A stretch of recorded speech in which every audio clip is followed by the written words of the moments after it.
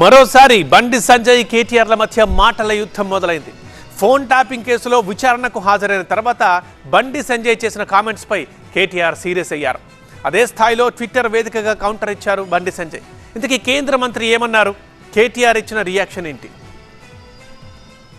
Phone tapping కేసులో కేంద్ర మంత్రి బండి సంజయ్ స్టేట్మెంట్ ను సిట్ అధికారులు రికార్డు చేశారు. అనంతరం బండి సంజయ్ చేసిన కామెంట్స్ తో రాజకీయం వేడెక్కింది. కేంద్ర మంత్రి బండి సంజయ్ కామెంట్స్ పై ఆగ్రహం వ్యక్తం చేశారు కేటీఆర్. ఫోన్ ట్యాపింగ్ పై ఆరోపణలు నిరూపించాలని సవాల్ చేశారు. లేకపోతే 48 గంటల్లో బండి సంజయ్ బహిరంగ క్షమాపణ చెప్పాలన్నారు. బండి సంజయ్ వ్యాఖ్యలను ఉపసంహరించుకోకపోతే లీగల్ నోటీసులు ఇస్తానన్నారు కేటీఆర్. కేంద్ర హోంశాఖ సహాయ మంత్రిగా ఉన్న బండి సంజయ్ కి ఇంటెలిజెన్స్ ఎలా పనిచేస్తోందో తెలియదా అని ప్రశ్నించారు. కేటీఆర్ సవాలుపై స్పందించారు కేంద్ర మంత్రి బండి సంజయ్. కేటీఆర్ ఇల్లీగల్ పనులన్నీ చేసేసి లీగల్ నోటీసుల గురించి మాట్లాడడం సిగ్గుచేటన్నారు. తనకు గడువివ్వడం కాదు, మీ చీకటి రహస్యాలు బయటపడితే దాక్కోవడానికి చోటు కూడా మిగలదన్నారు బండి సంజయ్.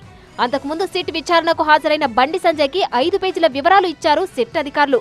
ఆ వివరాలు చూసి కేంద్ర మంత్రి బండి సంజయ్ షాక్ అయ్యారు. కేంద్ర పెద్దలతో మాట్లాడిన కాల్స్ సైతం ట్యాప్ అయినట్లు సిట్ అధికారులు స్పష్టం చేశారు. వెంటనే కేంద్ర పెద్దల దృష్టికి తీసుకెళ్లారు బండి సంజయ్. ఫోన్ ట్యాపింగ్ అంశంపై కేంద్ర పెద్దలు సీరియస్ అయినట్లు తెలిసింది. జడ్జిలు టెలికాం సంస్థలను సిట్ విచారించలేనందున సీబీఐకి అప్పగించాలని బండి సంజయ్ డిమాండ్ చేశారు. సీఎం రేవంత్ తో పాటు నాటి బీఆర్ఎస్ మంత్రులు, నేతలను కూడా విచారణకు పిలవాలన్నారు.